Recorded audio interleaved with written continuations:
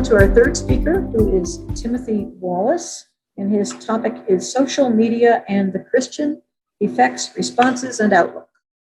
Okay, we're going to talk about social media and the Christian, and we'll see if we can get through all the rest of the stuff in 15 minutes.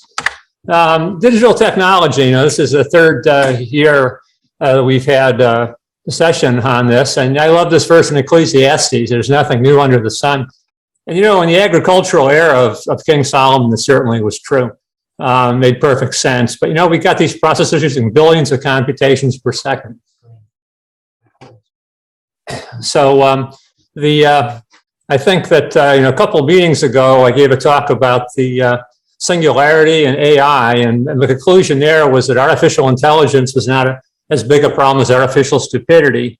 And you may have seen this story about the Dartmouth Medical School with artificial stupidity accusing a large group of their medical students of cheating during the pandemic. And a CNN report here. Last meeting, I gave a talk about the cyber situation and said that really the only thing saving us from massive cyber trouble was the attackers didn't want to attack us for one reason or another. And, I think everybody's heard about this ransomware issue that we have right now, is reported here by the BBC. So, it hasn't been all good news on the digital technology. So we're going to look at social media today. Basically the pros and cons, don't they just connect you to your friends? There's a lot of negative side effects. And many of them are derived from the fact that you're not the customer of social networks, you're the product, since you're not paying for that. And a lot of studies show that happiness is negatively correlated with time spent on social media.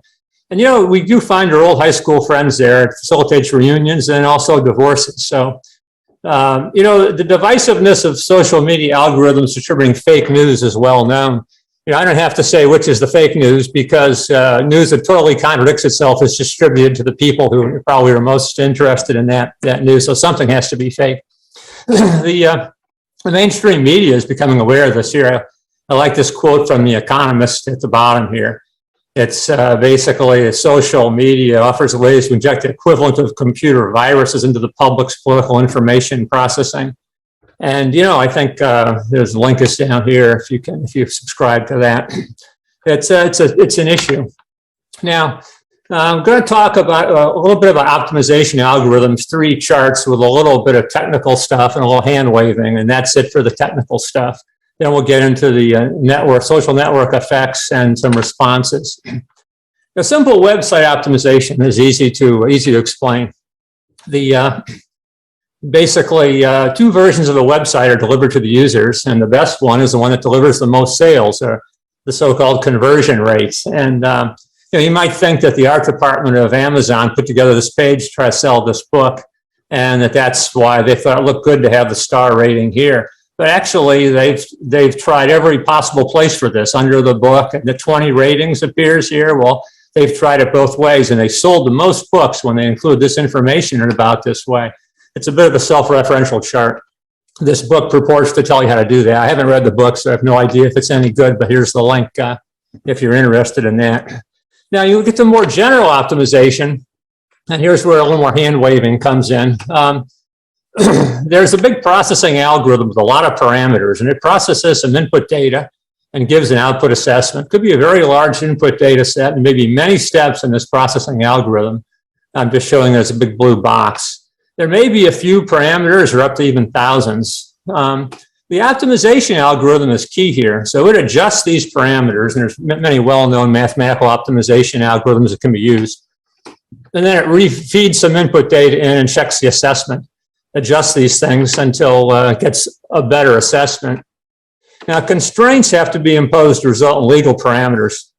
I did this for about 30 years, and there's a link down here to a paper I wrote about some of that stuff. I was using space data. My input data was stuff like radar data and optical data of satellites mostly, and the output assessment would be where that satellite was, or possibly the identity of the satellite, or even the status of it.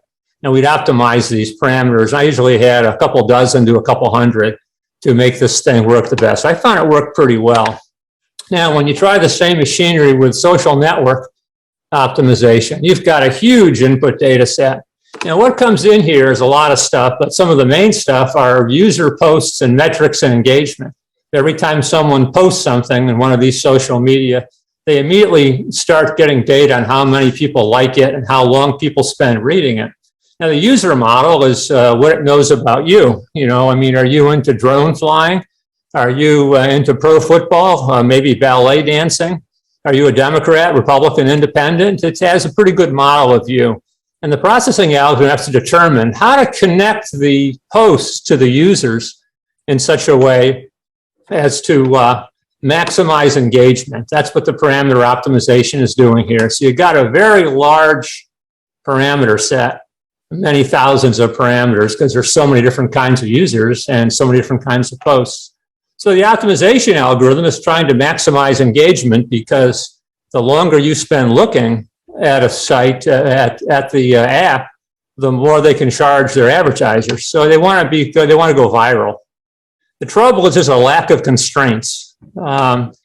Basically, they've maximized their utility, the engagement, by increasing divisiveness and hate. It makes for more engagement. People, if you get them mad, they're more interested in reading your stuff than if it's just all good news. And that's probably why the news media is always accused of not giving us enough good news. All right, now that's a very brief overview of what we're up against. Let's take a look at the effects. This is a pretty good book here by Donna Freitas. I've heard her talk. She gives a good academic talk, and you know, she's interviews a lot of students, and she does both Christian and non-Christian schools. She's not an evangelical herself. She's from a Catholic background, I believe. But you know, some of the things, her findings were that your social media image must project happiness, and it's kind of like your 10-year high school reunion, but it's like that every day. That's what a lot of the students told her. And then it's also like a continuous resume. You know, if you're in college, you know, you're always looking for that job, and you know, they're coached about being careful about what they post because of employment. But the only students that really seemed to have a good time with the social media were the Christians. Very interesting. Here's a good quote from one Christian student: "God can use people. He can use people to do anything. He can use them to type an encouraging message on Facebook or spread hope and love through a post." You know, I guess if you think that God is going to handle the distribution of your message, relieve some stress. Anonymous sites help reduce some stresses because you could just be yourself and not worry about all this stuff. But on the other hand, other students are also being themselves, and it wasn't always pretty. Taking a break is usually a positive experience, but it wasn't always possible because, you know, some professors may require you to connect, say, through Facebook to get information required for the course. Now, let's look at the bigger picture. And you go back to the Facebook patents and you kind of see they knew this was going to happen. You know, these algorithms create filter bubbles. And if you look through all these patents, which IEEE Spectrum, a very good magazine, did in this link, and you find out that that's how it works. It's some interesting stuff here from the article over here that a survey of the United States and Brazil found that a quarter of Facebook users had accidentally shared misinformation. Nearly 1 in 7 had been sharing fake news on purpose.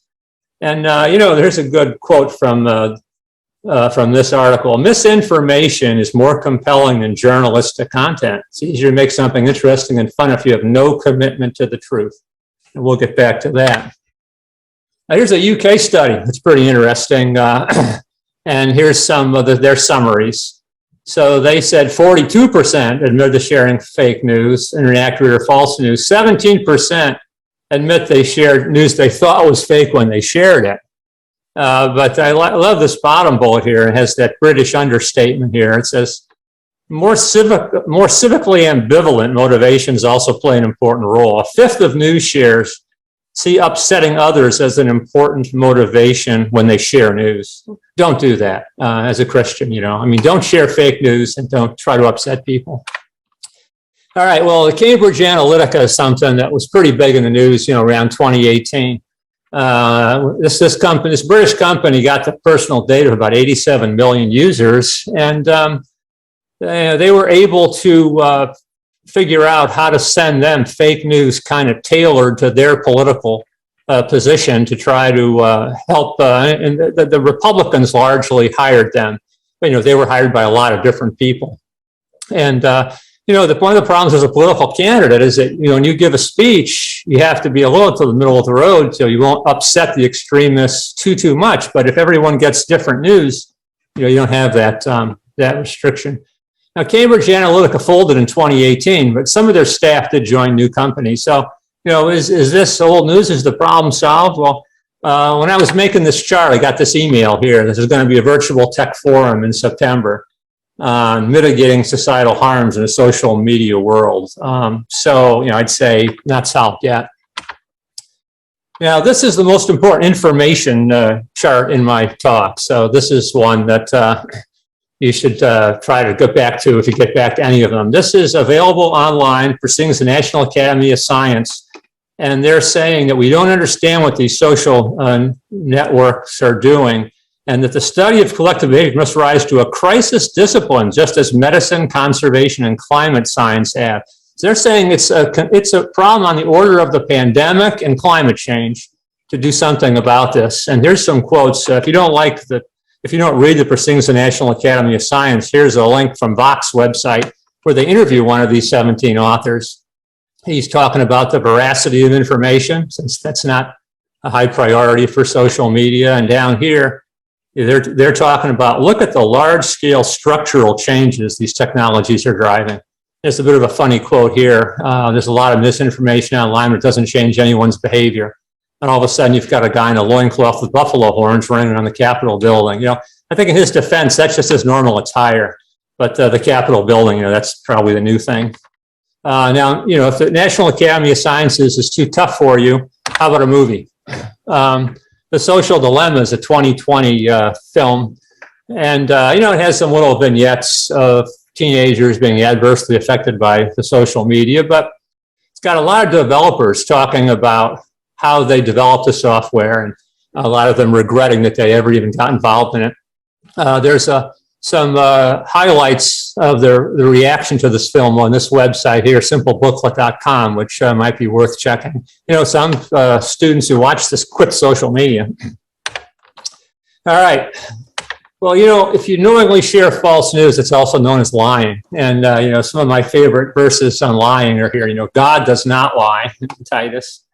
And Jesus says, when the devil lies, he speaks his native language. He's a liar and the father of lies. That's pretty clear. The Lord detests lying lips in Proverbs. And, Colossians, do not lie to each other, since you've taken off your old self with its practices. I think, from a Christian standpoint, getting involved in lying and fake news is something we know we shouldn't do. But, if you need some ammunition for other people, I want to recommend Cicella Bock's bestseller, Lying, Moral Choice in Public and Private Life. I read this soon after it came out. And, she points out that lying is extremely corrosive to society. And this is not based on religious arguments, although she covers St. Augustine and a lot of the religious philosophers over the years and their positions on that. I don't recommend this book to, yes? You have about 1 minute. 1 minute. Okay. 2 minutes. So I don't recommend this book to everybody, but it's pretty dense. It's a philosopher. Every sentence says what it means. And so, but for the ASA, it's full of people who love this book. So check it out at your library. All right, conclusions. The social media companies are some of our largest. They are not going away. We're trying to regulate them, but they're really hiring a lot of lobbyists. So we'll see how they fight that out. The long-term effects in society are not known, as the National Academy of Sciences points out. Some of their algorithms appeal to the worst in people. I think as Christians, we need to resist those. They're pretty obvious. But, taking corrective actions conflict with their business model. They need to maintain a lot of attention to meet their financial goals for next quarter, and making you mad is the best way to do that. I think the National Academy of Sciences paper is very sobering, ranking those risks that high. And I think the ASA should continue to discuss all these topics. I saw the climate change session in this one. That's it. Okay, Timothy, thought-provoking stuff. All right, Derek, why don't you go ahead with yours? Yeah, just thanks, Tim. I'm just wondering if you could say a few comments about the social dilemma. What did you think of that? It reached a lot of people, Just wondered how you thought they did with that documentary. I wasn't that impressed with the little vignettes, it's kind of stuff everybody knows. But, the interviews are always good. Data are always good. Donna Freitas's book, very extensive interviews with a lot of students. That's good stuff. And I thought the interviews with a lot of the developers, were pretty good, especially for, people like your students, Derek, and, people like my former colleagues. But I didn't think it was, it's not going to replace Gone with the Wind on anybody's list in the top 100. Yeah, really quick follow-up. I noticed it was really strange at the beginning. They start with the question, what's the problem? And none of them could answer it, which was really kind of an interesting way to start that movie. But yeah, thanks. Okay, great. Brent, did you have a question or comment? I was mostly just clapping, but maybe I used the wrong reaction. I was told clapping could mean somebody's got a comment. So you were clapping because... Maybe I am curious, though, about what they've done in Finland in terms of training their people to discern better of which fake news and not fake news. Do you know anything about that? No, I don't recall seeing anything about Finland. But send me the link if you got one. I'm always collecting them. Okay. Okay, great. All right. Paul, you've got your little yellow hand up. One of the reasons people forward fake news isn't necessarily that they believe it. They just say, this is just so outrageous that it gets their attention and, they're unhappy about it, but they don't realize that they're really forwarding because it's so outrageous. But on the other hand, they are promulgating false news, not because they know they're lying. It's just that they know that this is outrageous. Isn't this really awful? You care to comment? That's maybe. Well, you can't stop them, Paul, but the 15% who said they knew it was fake news or just wanted to upset people. I mean, we've got to try to stop them. At least if any ASA members, we got to get the word out to them at least. We're not reaching the whole world here. Yeah, for sure. Okay, thank you, Paul. Tim, I have a question. Do you have a sense of whether the morality of the fake news is being discussed very much in common evangelical circles? I haven't seen a lot. I think that, I would say that Derek's, is